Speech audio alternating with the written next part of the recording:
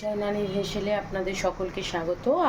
বাইরে পড়ছে বৃষ্টি, চায়ের সাথে কিছু একটু মুচমুচে খেতে কিন্তু খুব ভালো লাগে, তাই জন্য চটজলদি বানিয়ে নিচ্ছি বাড়িতে থাকা উপকরণ দিয়ে।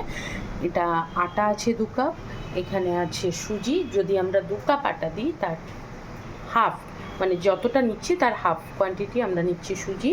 ময়ানের জন্য রয়েছে ঘি আর বেসিক কিছু মশলা, যেমন দিচ্ছি বিট নুন, গোটা জিরে, লঙ্কার গুঁড়ো, গোটা জোয়ান, গোলমরিচের গুঁড়ো আর কসুরি মেথি। এইগুলো নিয়ে আগে ডোটাকে শক্ত করে, যেরকম আমরা পরোটা বানাই যে ডোটা শক্ত, ওই রকম শক্ত করে একটা ডো আমরা বানিয়ে নেব। আটাতে ময়ান দিয়েছি, দেওয়ার পর যখন দেখা যাবে আটাটা এরকম বাইন্ডিং হয়ে যাচ্ছে, তখন মনে করবে যে তোমাদের এটা একেবারেই রেডি। এবার একে একে এর মধ্যে দিয়ে দিচ্ছি সমস্ত মশলাটা। প্রথমে দিচ্ছি বিট নুন, এর মধ্যে সাদা নুনের বদলে বিট নুন দিলে কিন্তু টেস্টটা ভালো হয়। তারপরে দিয়ে দিচ্ছি গোলমরিচের গুঁড়ো, দিয়ে দিচ্ছি জিরে, গোটা জিরে, দিয়ে দিচ্ছি লাল লঙ্কার গুঁড়ো, সেটা নিজের অ্যাকর্ডিং কে কতটা ঝাল খাবে। দিয়ে দিচ্ছি গোটা জোয়াইন দেওয়ার কারণ হচ্ছে, জোয়াইন দিলে যে মোটামুটি ভাজাভুজি খেলে এখন সকলেরই অ্যাসিডিটির সমস্যা, সেই সমস্যাটা কিন্তু থাকবে না। কসুরি মেথিটা একটু হাতে ভালো করে ঘষে দিয়ে দিলাম। এবার অল্প অল্প জল দিয়ে এটাকে একটা টাইট ডো বানিয়ে নেবো আমরা।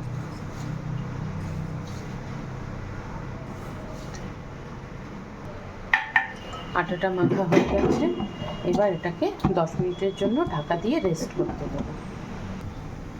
10 মিনিট হয়ে গেছে, এবার দেখে নিচ্ছি আটাটা আমাদের সেট হচ্ছে কিনা। হ্যাঁ, আটাটা সেট হয়ে গেছে। আটাটাকে আরেকটু মেখে নেবো ভালো করে। আটা একেবারে পারফেক্ট, এবার একটু মেখে নেব।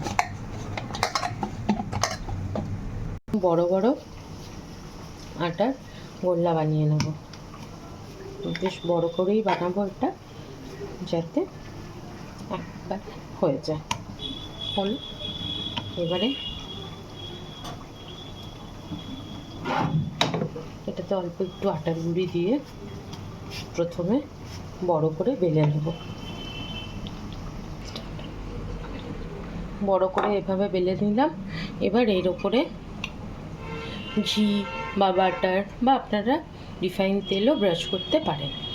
যেহেতু মশলা আগেই দেওয়া আছে, সেহেতু আর আলাদা করে মশলা দেওয়ার কোনো প্রয়োজন নেই। হালকা করে একটু ঘি, বাটার বা তেল ব্রাশ করে দেবেন। তার উপরে একটু গুঁড়ো আটা ছড়িয়ে দেবেন, দিয়ে এবার এটাকে রোল আকারে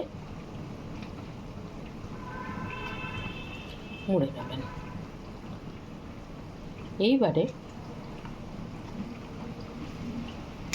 এটাকে ছোট ছোট ঠিক এরকম সাইজের কেটে নেবেন।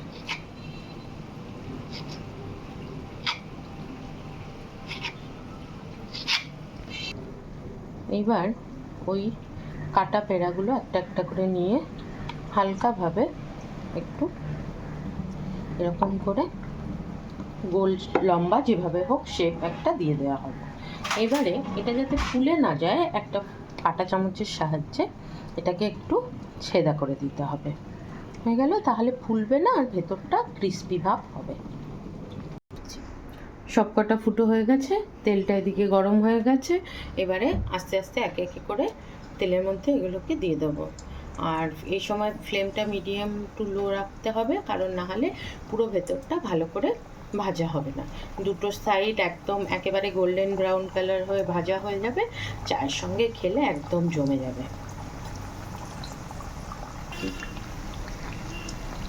এগুলো এক সাইড ভাজা হয়ে গেছে, আরেক সাইডটা উল্টে দিচ্ছি। উল্টে দুটো সাইড একেবারে গোল্ডেন ব্রাউন হলে তারপর এটাকে তুলব।